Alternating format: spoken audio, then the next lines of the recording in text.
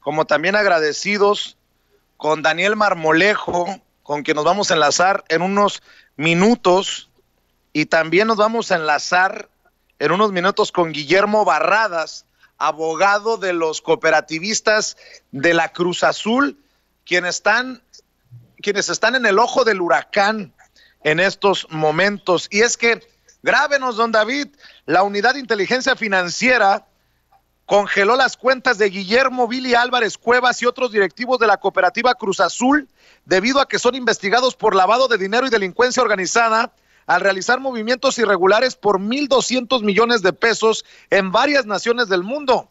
Los otros involucrados de la indagatoria son los directivos de la cooperativa Cruz Azul, José Alfredo, y de Víctor Manuel Garcés, a quienes se les investiga por presunto lavado de dinero. Ante esto trascendió que Álvarez Cuevas presentó un amparo contra cualquier posible orden de aprehensión debido a los recientes hechos, siendo el juez responsable de otorgarle el recurso el juez séptimo de distrito en amparo penal de la Ciudad de México, Julio Beredín Sena Velázquez. Se le fijó el pago de una garantía de 5,000 pesos para que se mantenga vigente la suspensión provisional, mientras las autoridades ministeriales y judiciales entregan al juzgado de amparo sus informes para aclarar si ha sido o no librada una orden de captura. Hay dos videos que le quiero presentar. Primero, aquella ocasión cuando estábamos transmitiendo en vivo y en directo a las afueras de Palacio Nacional y llega Billy Álvarez a entrevistarse, no sabemos exactamente con quién, en Palacio Nacional. No fue con el presidente, pero llegó Billy Álvarez en momentos en que se encontraban cientos de cooperativistas de la Cruz Azul. Usted debe de tener ese video, mi querida Ceci, de ese momento en el que hubo empujones, hubo jaloneos, y nosotros hemos estado documentando estas acusaciones de los cooperativistas de la Cruz Azul contra Billy Álvarez y este círculo de poder al interior de Cruz Azul. Si no se acuerda, aquí está como lo registró desde su lente nuestro colega y amigo Daniel Marmolejo.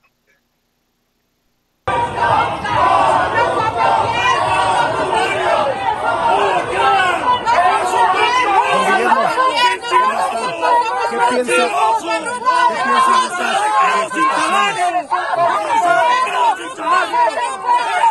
¡Vas a acabar en la cárcel! ¡Senador! ¡Vas a acabar en la cárcel! ¡Corrupto! ¡Corrupto!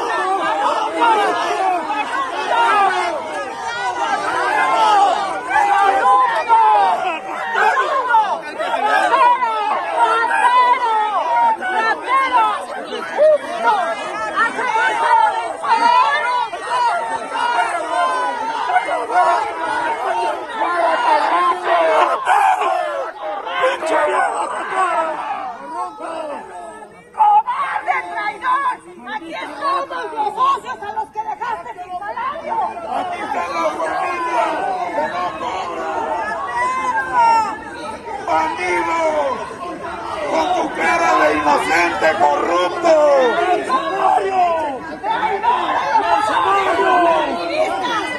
¡Billy traidor! ¡Billy traidor! ¿En dónde están los cobardes que venían contigo? ¡Te dejaron solo por traidor! ¡Siempre te dejan solo! Y así te vas a quedar siempre. Y así te vas a quedar por lo que resta de tu vida. ¡Solo!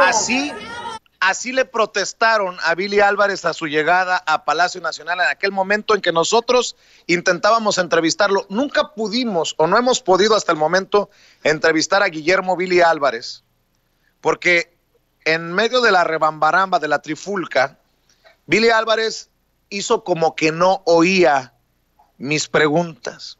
Después envió a su vocero, no sé si se acordará de aquella entrevista, al vocero que le hicimos cuando estábamos en televisión abierta y en radio abierta en el Zócalo capitalino. Negó, nótese mi sarcasmo, categóricamente las acusaciones. Pero bueno, le voy a dar el contexto. Al César lo que es del César. El colega que planteó este tema de Cruz Azul y de las irregularidades, bueno, de las presuntas irregularidades, presunto lavado de dinero por el que hoy la Unidad de Inteligencia Financiera les ha congelado las cuentas, fue expuesto por Daniel Marmolejo, fue nuestro colega Daniel Marmolejo, en aquella mañanera en la que se presentó Santiago Nieto. Vamos a recordar, Ceci, aquel momento para también recibir en este espacio, en unos minutos, a Daniel Marmolejo.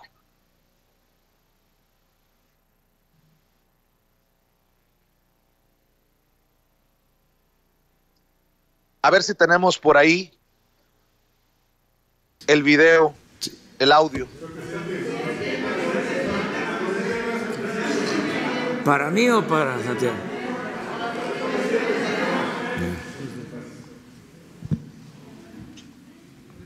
Muchas gracias, señor presidente, doctor Santiago Nieto.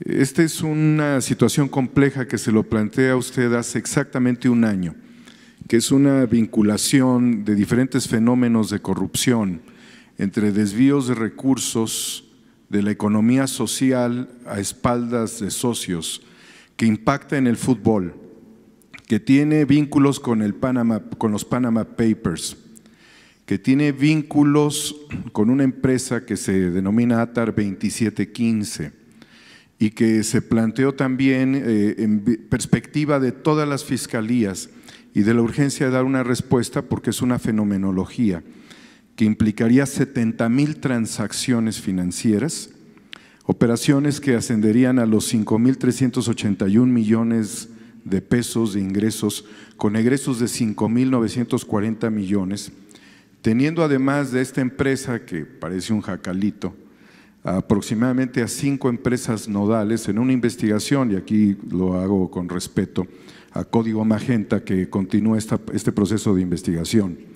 Están involucrados servicios profesionales de asesoría de soluciones empresariales metropolitanas, servicios profesionales VAL, Sociedad Civil, BJ Bonilla y Asociados, Sociedad Civil, Argema Consultores, Sociedad Civil, Menchaca Pérez y Asociados, también Sociedad Civil, un operador que pudiera considerarse de los más importantes, porque también este es otro tema fundamental del outsourcing, Sergio Castro López, de inteligencia de negocios, vinculado también, de acuerdo con ciertas investigaciones, con la fuga de Javier Duarte. Toda esta complejidad nos lleva también a empresas como Actinver, la cooperativa La Cruz Azul, el equipo de fútbol Cruz Azul, el equipo de fútbol Puebla. Pareciera que esto es un borlote para sacar dinero, desaparecerlo en empresas fachada. No dudaríamos que estuviera en el radar de la República esta situación, saber si hay alguna investigación y si se ha trabajado. Muchas gracias, señor presidente. Sí, a mí me gustaría, antes de que te contestara Santiago, que explicaras el caso de cómo en un domicilio, porque la gente esto no lo conocía, ¿sí? Lo de las facturas falsas empezó, ¿sí?, a tomar auge de 15 años, 10 años a la fecha, y cundió este sistema. Quiero comentar que vamos a ir a fondo, porque se tiene toda la información y no va a haber impunidad. Bueno, pero es interesante que se conozca cuál es el modus operandi de estas empresas, que la gente sepa cómo actúan, el outsourcing y la facturación falsa. Y luego les voy a comentar algo también que es historia sobre los privilegios fiscales en México, porque ese es el meollo del asunto. Siempre se hablaba de corrupción, pero se vinculaba con la mordida, con la extorsión de los agentes de tránsito, de los oficinistas del gobierno, mientras arriba habían pactos, acuerdos, para que los grandes no pagaran impuestos. Y había una enorme evasión, al grado de que por eso no querían que nosotros llegáramos. Recuerdo que cuando en el 2006 estaban dadas las condiciones para que triunfáramos, en vísperas de las elecciones, se propuso que el SAT se convirtiera en una entidad autónoma como el Banco de México, para que no pudiéramos nosotros atender el asunto fiscal. Esto lo propuso Gil Díaz. Claro, como hicieron el fraude, pues ya no cambiaron nada, y ahora afortunadamente pues fue tanto el apoyo de la gente harta por la corrupción que no les funcionó ninguna trampa.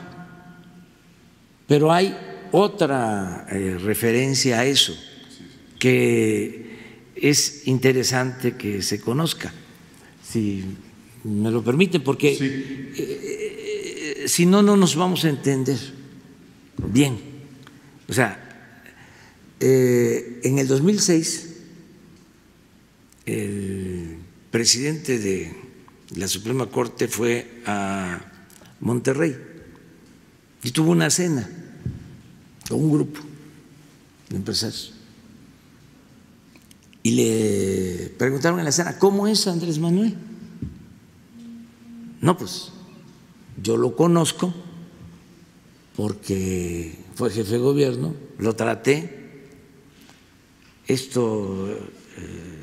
El presidente de la Corte era Genaro Góngora, sí, y pues no es lo que ustedes piensan o lo que se dice, ¿no?, de Venezuela y del finado Chávez. Sí, eso ya lo sabemos, porque nosotros somos los que impulsamos, entre otros, esa campaña. Eso ya lo sabemos. No, ¿cómo es en cuanto a la política fiscal? ¿Qué está pensando? ¿Qué haría? Porque nosotros tenemos un acuerdo. Fíjense desde cuándo. Desde Echeverría. Es increíble esto, porque en ese entonces hubo una confrontación, sobre todo después del asesinato de don Eugenio. Y posteriormente hay una especie de acuerdo, y así surge un sistema de pago de impuestos que se conoce como tiene un nombre, consolidación fiscal. ¿En qué consiste ese sistema de consolidación fiscal? En que si se tiene una empresa que se tiene utilidad y hay que pagar impuestos, se pueden crear 2, 3, 4, 5 empresas fantasmas en donde hay pérdidas. Y al consolidarse, resulta que no se pagan impuestos por este mecanismo. Entonces, ¿desde cuándo viene esto? Gobiernos posteriores empezaron a reducir el monto de la llamada consolidación fiscal. Llega Fox y vuelve a poner la consolidación fiscal al 100%. Pero en esencia era de que no se pagaban los impuestos. Y yo no puedo decir aquí qué empresas, pero sí puedo decirles que hasta el 18 las grandes empresas, los bancos grandes, no pagaban impuestos, se les condonaban los impuestos. Entonces, esa es una molestia. ¿Sí? Ese es un problema, pero si no tenemos, como lo dijo Santiago, ingresos,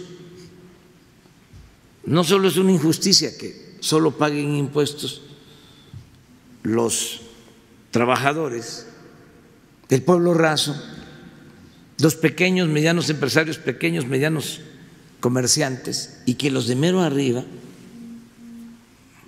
una casta divina, no paguen los impuestos y que se hayan creado todos estos mecanismos para evadir el pago de impuestos. Entonces, hablamos de corrupción, es esto también corrupción. No solo es combatir la corrupción de funcionarios públicos, es también combatir la corrupción de los que se hacen pasar como hombres de negocios. Es una vergüenza que nuestro país aparezca en la lista de los países del mundo como uno de los países con más corrupción. Pero a ver, ¿por qué no explicas lo de los domicilios? Sí, básicamente hay básicamente hay tres modalidades que es la que hemos estado detectando. La primera es el tema de las empresas fachada, y la empresa fachada tiene como tipología el que los domicilios frecuentemente o están abandonados o son domicilios fiscales que no corresponden con, digamos, el perfil transaccional de las empresas. Bodegas abandonadas o oficinas múltiples. Tuvimos un caso particularmente en la Ciudad de México, donde un mismo inmueble tenía más de 1,000 sociedades mercantiles que habían sido constituidas. Se iban sustituyendo unas por otras, sin embargo siempre utilizaban el mismo domicilio fiscal.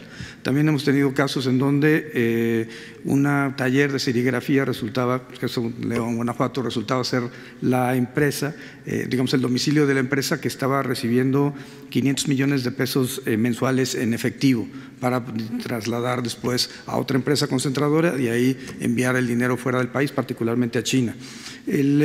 ¿Cuándo encontramos estos perfiles de empresa fachada?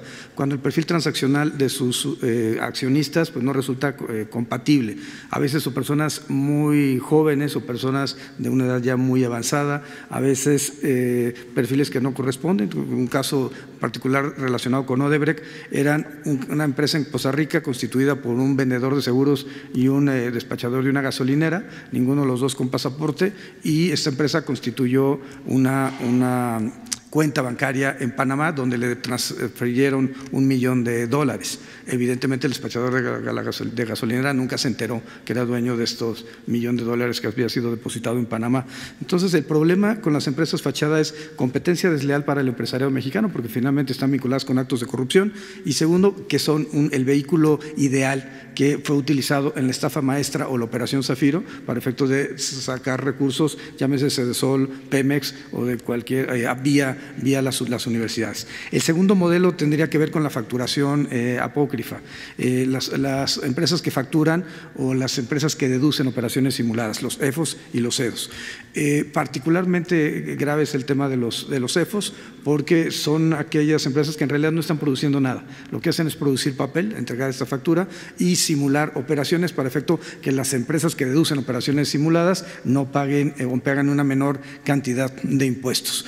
Han generado fortunas en pocos años a partir de la no producción de nada en particular. El tema con las empresas factureras, ahí la afectación es evidentemente defraudación de naturaleza fiscal. El tercer tema está relacionado con el outsourcing ilegal. El outsourcing ilegal puede tener empresas fachada, puede tener factureras, puede tener lavado de dinero, puede tener las tres, pero además se caracterizaría por dos elementos adicionales. La afectación de los derechos de los trabajadores, no hay reparto de utilidades, se fracciona la antigüedad, se dificulta a las personas obtener un crédito, acceso al seguro social y por otro lado el defraudación al propio seguro social. El dato que daba Zoe Robledo es de 21,000 millones de pesos perdidos en un año a partir de los esquemas del outsourcing ilegal y también al Servicio de Administración Tributaria. Creo que el tema central es que se tiene que combatir todas este tipo de prácticas porque al final del día están ocasionando un daño al Estado mexicano y un daño también al empresariado mexicano al competir en condiciones de desigualdad. Solamente comentar… y el caso es lo de fútbol. Primero, se firmó un convenio de colaboración con Liga MX y Liga de Ascenso para tener información respecto a las estructuras financieras, las prácticas comerciales. Gafi, el Grupo de Acción Financiera Internacional, ha rendido un informe en el cual señala que el fútbol es una actividad de riesgo y en donde ha incluso planteado ciertas tipologías. Varios ejemplos de México, incluyendo la compra de equipos de segunda división para llevarlos a poblaciones de, digamos, no de tanto desarrollo deportivo ni económico, para efecto de lavar el dinero vía estos clubes deportivos. Incluso se ha presentado una iniciativa en el Senado de la República para que los promotores deportivos y los clubes deportivos informen, den avisos a la Unidad de Inteligencia Financiera respecto a sus transacciones. Esto tendrá que definirlo el Senado si van a aprobar esa reforma o no. Pero evidentemente, de acuerdo con el estándar internacional, el fútbol, incluso las manifestaciones artísticas pueden ser susceptibles de un tema de lavado de dinero. No nos vayamos muy lejos, la propia ley federal de antilavado establece en su artículo 17 que los vendedores de arte deben de dar avisos a la Unidad de Inteligencia Financiera porque puede ser uno de los mecanismos utilizados para lavar dinero por parte de los grupos delincuenciales. Sí, solamente señalar que de esta operación estaría vinculada la campaña del Bronco, que todavía tiene manos. Dijo que se las iba a mochar a los corruptos como parte también de estos financiamientos y de estas simulaciones, y que en el fútbol, en México, hay doble y triple nómina. Los futbolistas realmente son esclavos en nuestro país, a merced de brokers y de presidentes de clubes. No puedo hablar de ningún caso en particular, solamente es mencionar que hemos presentado denuncias por temas vinculados a lo que se acaba de mencionar aquí. Muchas gracias. Pues ahí está esta larga intervención del presidente Andrés Manuel López Obrador y Santiago Nieto para responder a lo que planteó. ¿Hace cuánto tiempo, Daniel Marmolejo? Te saludo con mucho gusto. Recuérdanos más o menos, ¿hace cuánto tiempo fue que te plantaste en la mañanera y hablaste del caso Cruz Azul? Te mando un abrazo. Gracias, Vicente, queridos amigos. Esto se planteó hace 1 año con 2 meses y lo que acabamos de ver en este momento tiene aproximadamente 2 meses, que fue una de las últimas apariciones de el director del instituto, bueno, de la unidad, perdón, de inteligencia financiera, Santiago Nieto, donde había hecho toda una explicación de distintas complejidades en donde se han dedicado a buscar y han encontrado una serie de delitos terribles que están cometiendo en este país. Hace 2 meses justamente le planteaba yo al presidente esto, de lo cual en ese momento le dije yo que ya había pasado 1 año, en marzo del 2019, cuando yo le había comentado justamente sobre estas operaciones de lavado de dinero que se estarían realizando y que no sería el total de una investigación.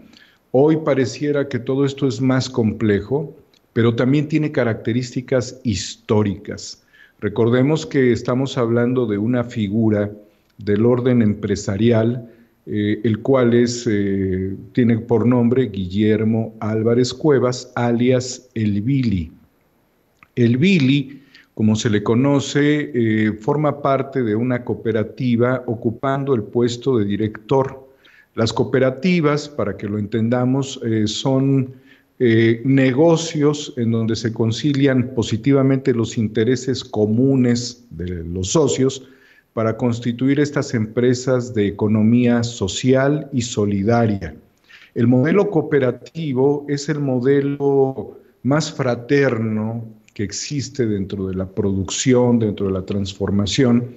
Y la cooperativa Cruz Azul es una empresa histórica que se convirtió en cooperativas a principios del siglo XX, debido a que, pues, en una disputa entre los trabajadores del cemento con los dueños, esta empresa había estado en manos españoles y en manos inglesas, deciden comprar la empresa ante un fenómeno, pues, de crisis que se había presentado para ellos, y el gobierno federal los apoya. Consiguen recursos, apoyos y logran constituir esta empresa que se vuelve una empresa cooperativa. Dentro de los diferentes ámbitos de la empresa Cruz Azul está el equipo de fútbol, de tal suerte que el equipo es hijo de la Cruz Azul, aunque muchos aficionados pudieran entender que la Cruz Azul es solamente un equipo de fútbol. No, es una figura representativa que les debiera dar a los cooperativistas, como a todos los aficionados, pues una plena satisfacción. Ya han pasado 20 y tantos años sin obtener un título, pero digamos que esta es la parte menos trascendente. Sí, Vicente. Aguántame tantito, Daniel, aguántame tantito, claro, porque vamos a seguir platicando tú y yo, porque también tenemos en vivo y en directo a Guillermo Barradas, abogado de las presidencias del Consejo de Administración y del Consejo de Vigilancia de la Cooperativa Cruz Azul, quien tiene que darnos su opinión acerca de este congelamiento de cuentas y de las investigaciones por lavado de dinero y delincuencia organizada contra estos personajes que incluyen a Guillermo Vili Álvarez. Licenciado, gracias por su paciencia, siempre aquí para escuchar todas las posiciones sin censura. Gracias por tomarnos la llamada.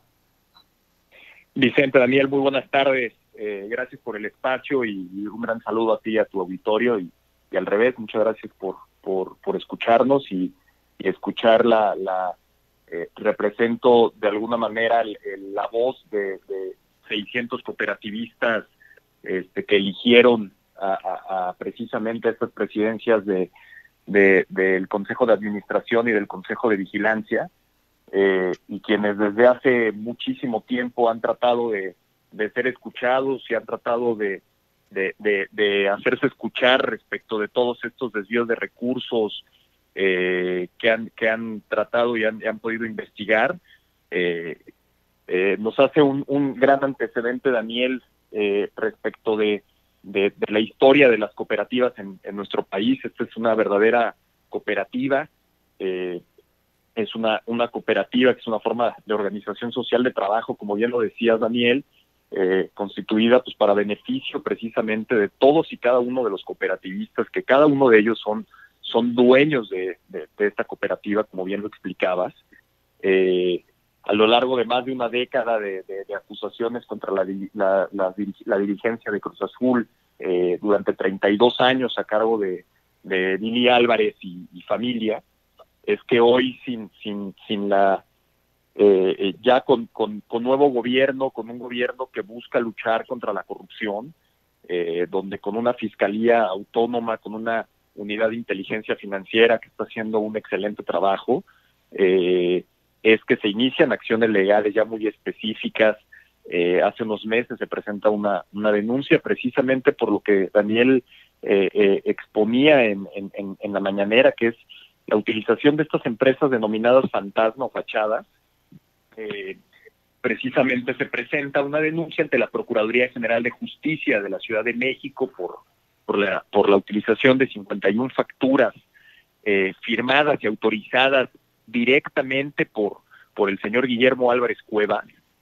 Viene en cada una de esas facturas la firma del señor, instruye las operaciones a realizarse con cada una de estas empresas que tienen todas las características de empresas fantasmas, incluso una de ellas, como bien lo decía, Natar 2715, ya está en la famosa lista del 69B que publica la Secretaría de Hacienda, a través del cual se dan a conocer estas empresas que se presumen la simulación de operaciones. A través de estas empresas, como bien lo mencionaban, Aura Desarrollo Social, Corporativo Fecundia, Menchaca, Esperia, Imagina, una serie de empresas factureras con domicilios en patios de vecindad, en lugares donde no corresponden con el flujo de recursos que manejan, y que fueron utilizadas por Billy Álvarez para sacar, en este caso, y lo que es la materia de la denuncia, 191.768.000 pesos. Y es precisamente a través de este mecanismo como saca dinero de la empresa. Se demuestra a través de criterio de oportunidad. El nuevo sistema de justicia penal permite que personas imputadas de delito o relacionadas en un delito puedan proporcionar información eficiente para investigar a alguien más, y en este caso deciden acogerse a un criterio de oportunidad, el que en esa época fue el tesorero de Cooperativa La Cruz Azul, que realizaba los pagos, la tesorera, y el director de administración. Y estas personas van ante la fiscalía, decláranse, solicitan la aplicación de un criterio de oportunidad y exhiben las facturas autorizadas con la firma de autorización de Billy Álvarez, exhiben las copias de las transferencias que realiza la cooperativa en favor de estas empresas fantasma, y señalan que se trata de servicios y de gastos inexistentes a través de estas empresas factureras. Derivado de esta información que proporcionan, es que también se inicia una investigación ante la Fiscalía General de la República por operaciones con recursos de procedencia ilícita al utilizar estas empresas fachada. La Fiscalía General de la República inicia la investigación, da vista a la Unidad de Inteligencia Financiera, y la Unidad de Inteligencia Financiera realiza también en el ámbito de sus atribuciones la investigación correspondiente, y es que en días pasados, el 8 de mayo, presenta una denuncia ante la Fiscalía General de la República, en donde, para sorpresa nuestra, aparecen unas cantidades inimaginables de dinero en las cuentas personales del señor Billy Álvarez, su hermano y su cuñado Garcés, Víctor Manuel Garcés. En el caso específico de Guillermo Álvarez, detecta la Unidad de Inteligencia Financiera que entre el 9 de julio de 2013 y el 23 de marzo de 2020 se efectúan movimientos de sus cuentas bancarias personales por 429 millones de pesos y 44 millones de dólares, cantidades que evidentemente superan lo que pudo haber obtenido como ingreso por parte de la cooperativa, y lo declarado ante la Secretaría de Hacienda y Crédito Público. El señor declaró también para sorpresa que se paga el señor casi $1 millón de pesos al mes. Eso es lo que gana. Debe ser de los directores generales mejor pagados del país, si no es que el mejor. Pero eso no fue suficiente. Vicente, dime. A ver. No, si no fue suficiente, quiero escuchar lo peor para mentarle Perdón, licenciado, pero está para mentarle la madre a cualquiera eso. Por lo menos se merece eso. Por lo menos se merece eso este señor. La verdad es que no le fue suficiente pagarse $1 millón, casi $1 millón al mes por parte de la cooperativa, mientras que tienes gente en el Istmo, cooperativistas, dueños de la cooperativa como él también, que ganan $6,000 al mes. Y este señor no le fue suficiente y pues tienes operaciones en sus cuentas que suman más de 1,100 millones de pesos. Dinero que manda a Estados Unidos y manda a España. Viene el detalle en la denuncia de todos y cada uno de los movimientos financieros por $44 millones y 429 millones de pesos. Entonces, resulta escandaloso, resulta grosero, por decirlo menos. Esto es una conducta que podría encuadrar en el delito de operaciones con recursos de procedencia ilícita, podría encuadrar inclusive en delincuencia organizada, porque está demostrado, y así lo establece la propia Unidad de Inteligencia Financiera en su denuncia, que este es un esquema diseñado para de manera permanente de 3 o más personas, para sacar dinero de la cooperativa y mandarlo a través de empresas factureras y ocultar el origen y el destino de los recursos, que eso se llama operaciones con recursos de procedencia ilícita y delincuencia organizada. Entonces, licenciado, es realmente un caso licenciado, sí. Este caso, y espero que lo valore así la gente, no es cualquier caso. Estamos hablando de una cooperativa y que pasa de las mentadas de madre de los cooperativistas al director que acusaban de estarse sirviendo con la cuchara grande. Es un caso del pueblo contra el privilegiado y que pasa de las mentadas de madre a este tamaño de investigación de la Unidad de Inteligencia Financiera. Me quiero imaginar que podríamos tener la esperanza de que la justicia esté cercana, o por lo menos vayamos en camino a la justicia para esos cooperativistas que no han bajado los brazos y que su lucha hoy tiene por lo menos esta pequeña gran victoria, ¿no?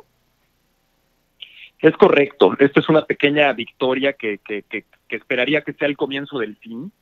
El comienzo del fin en donde realmente pueda haber una administración seria, una administración profesional, una transparencia de cuentas, beneficios a todos los cooperativistas, que todo este dinero que semana tras semana sacan a través de empresas factureras, realmente se vea reflejado en el beneficio de más de 700 cooperativistas que al día de hoy integran la cooperativa La Cruz Azul, y que realmente se vea transparentada las cuentas, se vea reflejado en una serie de prestaciones como fondo de ahorro, fondo de retiro, primas vacacionales, despensas.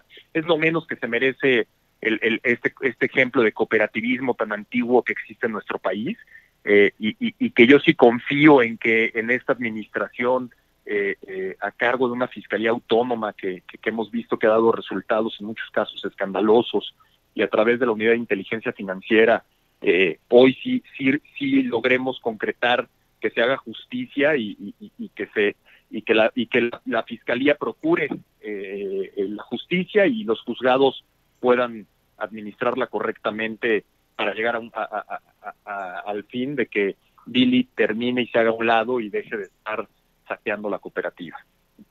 Licenciado, una pregunta más antes de agradecerte que nos hayas tomado la llamada. En caso de que se le finquen responsabilidades, en caso de que llegue a buen puerto para los cooperativistas estas investigaciones, ¿existe la posibilidad de que todo ese dineral, esas cifras groseras de las que hablas de dinero, se le regrese a los cooperativistas? Eso es lo que esperaríamos. Lo que en estricto derecho procede es una reparación de daño, no solamente que el señor Álvarez se vaya y deje de estar saqueando esta noble institución, sino que pueda regresar lo más que se pueda de lo que se robó, ¿no? Eso sería el ideal que buscaríamos y a ver para qué nos alcanza, ¿no? Pues yo te quiero agradecer, licenciado, no solamente por estar al pendiente y estar todo parece indicar del lado correcto de la historia. Mi solidaridad con los cooperativistas, a quienes hemos buscado siempre darles un espacio para que se expresen en los diferentes medios en los que tu servidor ha conducido y sigue conduciendo. Aquí estamos siempre para escuchar al de abajo y pues ahora más que nunca, con todo, licenciado.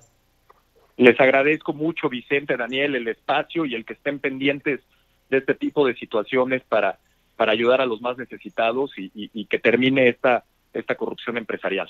Les agradezco muchísimo el espacio. Te mando un abrazo, Guillermo Barradas, abogado de la Cooperativa Cruz Azul. Gracias por tomarnos la llamada. Y me quedo contigo, mi querido Daniel Marmolejo, porque esto nos da para más.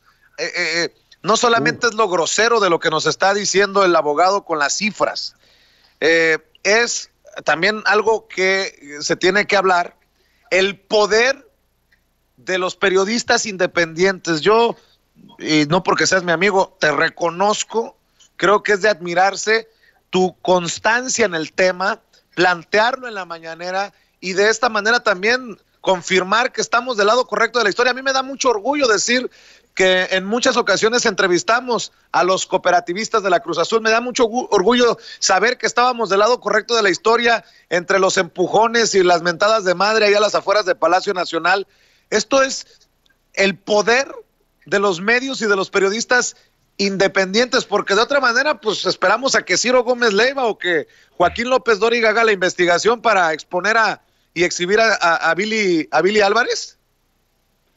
Pues efectivamente, Vicente, esto tiene que ver realmente con trabajos de investigación y con un seguimiento muy puntual a lo que había sucedido y que muy poco se revelaba en los medios, porque la figura de Billy Álvarez, que se ha vinculado popularmente en el ámbito del deporte, del fútbol, pues siempre tenía entrevistas a modo. Entonces, si tratáramos de investigar a esta figura, pocos van a saber que fue diputado del PRI en la 61 legislatura, el Billy, y pocos sabrían también que él estaba involucrado en los Panama Papers por una serie de investigaciones que se hicieron a nivel internacional que exhiben también una investigación periodística independiente que fue encabezada por este diario alemán, Süddeutsche Zeitung, en donde Billy Álvarez habría constituido empresas en las Islas Caimán a los pocos años de que él se convirtió en el director de la cooperativa. Para el año 92 ya había constituido Blue Eagle RE en las Islas Caimán y después constituyó otra empresa a los pocos años, bueno, pasando algunos años para transferir de Blue Eagle pues las acciones a Lumar H Corporation en las Islas Vírgenes Británicas. Esta operación solamente fue conocida a través del periodismo independiente, mientras aquí lo trataban de manera muy apreciada los comunicadores deportivos, a los cuales todavía le han seguido rindiendo pleitesía recientemente, porque recordemos que Billy aparece hace poco tiempo en televisión hablando del equipo de fútbol, al cual también ha dañado, todo lo que él ha tocado lo ha dañado. Pues terminamos en estas investigaciones que logramos promover en el seno de la conferencia del presidente hace más de un año, reforzándola hace 2 meses. Pero si pensábamos que no iban a suceder cambios estratégicos, porque no nada más se requería una investigación o trabajos independientes, sino que se requería también, Vicente, la sensibilidad de un gobierno. Y en el ínter de estas investigaciones vimos el tema de Alonso Ancira y los vínculos que tuvo para realizar la compra de una empresa llevada pues prácticamente a la desgracia, en contubernio con el director, con funcionarios de Pemex, quien también ahora se encuentra preso en España. Entonces, después vimos el arresto de Juan Collado y se prendieron los focos rojos en la clase empresarial en ese momento. Seguramente Billy Álvarez ha pasado por noches muy duras sin poder dormir, porque él estaba acostumbrado a recibir información por parte de algunas autoridades seguramente, que le permitían anticipar el momento en el que el gobierno de México tendría convenios desde el punto de vista hacendario para transferir información, como sucedió en el tema de las Islas Vírgenes o de las Islas Caimán, que hicieron que él fundiera esas empresas, de las cuales se supo en el seno de los cooperativistas, eran utilizadas para fugar millones de dólares que viajaban a Europa, a países como Suiza, Inglaterra, en general a muchos países le daba vuelta ese dinero, terminaban en estas empresas. Lo que acaba de decir el abogado, que es muy importante, sobre estos 1.200 millones que logra detectar la unidad de inteligencia financiera, y de acuerdo al salario que comenta el abogado, equivale a que Billy Álvarez hubiese trabajado 100 años completitos para poder, con su salario, haber acumulado nada más esos recursos. Pero creo que todavía esto puede ser aún más escandaloso por los antecedentes de la década de los 90, que termina en este siglo XXI, con estas empresas que terminan fundiendo y que se conoce a través de Appleby por las investigaciones de Panama Papers. Y también, Vicente, el daño que se le hace al deporte mexicano. Durante 23, 24 años Cruz Azul no ha ganado un solo campeonato. Recordarás que en algunas entrevistas los cooperativistas han dicho que por temporada Billy Álvarez llega a gastar más de 1,000 millones. Y con todos estos trabajos de investigación también llegamos a conclusiones. ¿Cómo es posible que le hayan perdonado en un ejercicio fiscal pasado más de 300 millones de pesos de impuestos, cuando el vocero de Billy Álvarez nos dijo, te dijo a ti personalmente en entrevista, que era una empresa exitosa? Y que les estuvieran disculpando más de 300 millones de pesos nos lleva a la pregunta, ¿de qué éxito hablan? Y si mal no recuerdo, Billy Álvarez, o el Billy, como se le conoce a Guillermo Álvarez Cuevas, estaría intentando apalancar en estas semanas préstamos, no sé si por 1,000 o 2,000 millones de pesos a través de BBVA. Y en el examen de análisis de todos estos procesos, de toda esta fenomenología, él hizo todo lo posible, que también fueron temas que expusimos en las conferencias del presidente, por hacer a un lado a los consejos elegidos democráticamente en septiembre del año 2018, para tratar de evitar que tanto el Consejo de Administración como el Consejo de Vigilancia pudiesen hacer las auditorías correspondientes a su administración. Entonces el Billy ocupó al Poder Judicial para fabricarle delitos, para llevar a la cárcel a distintos actores disidentes que lo único que estaban pidiendo era la rendición de cuentas, porque aunque han salido algunos personajes a promover el ataque a la disidencia, la realidad es de que no puedes estar atacando a los propios dueños, y quienes estarían promoviendo estos actos contra disidentes no son ni siquiera socios. La complejidad es muy grande de este fenómeno. El Billy no estuvo solo, siempre estuvo de la mano de su cuñado, Víctor Garcés, y de su hermano, y tuvieron en muchos momentos disputas por el poder. Una de las más recientes, recordarás, de hace pocos meses, era la disputa por la presidencia del club de fútbol. Pero pareciera que todo esto era una ridiculez. Lo que estaban haciendo en el fondo era alternarse los juegos del poder, sacar de la posición de director deportivo a un personaje pues que era muy importante que ellos tenían ahí, a Ricardo Peláez. Todavía Ricardo Peláez, de manera muy bondadosa, se refería a el Billy como el personaje con el cual él había negociado su participación. Pero el Billy estaba negociando a las espaldas de Ricardo Peláez, el que con la aparición de su cuñado incómodo lo sacaran de la jugada, ¿verdad?, de su cuñado y de su hermano, y fue lo que lograron hacer. Sacaron a Ricardo Peláez de la dirección deportiva cuando el equipo estaba relativamente consistente, pero en el fútbol se han manejado dobles y triples nóminas. Incluso durante el periodo de Felipe Calderón había una investigación, una instancia que estaba viendo el tema de los monopolios, las dobles y las triples nóminas que han quedado allí en el silencio, con el tema de los promotores, de estos agentes con los que Billy estaría también negociando. Es la pirámide, lo que hicieron con la cooperativa, que vuelvo a decir, es economía social, es un modelo de estafa Ponzi. La estafa Ponzi llevó a prisión a este italiano Ponzi, que había hecho una pirámide de corrupción para robarle al basamento, teniendo siempre el control piramidal. La Cruz Azul se convirtió tristemente en este modelo. Por eso el presidente valoró las diferentes estrategias para simular operaciones, para desviar, sacar recursos, para enriquecer a este grupo oligárquico dentro de la cooperativa. Creo, Vicente, que la posición de la Unidad de Inteligencia Financiera es fundamental para todo esto. Y quiero hacer una reflexión que aparece en medios justamente, que la Subprocuraduría Especializada en Investigación de Delitos Federales, la SEIF, de la Fiscalía General de la República, habría solicitado en 2 ocasiones que un juez de control entregara los reportes financieros de los implicados. ¿Quiénes son los implicados?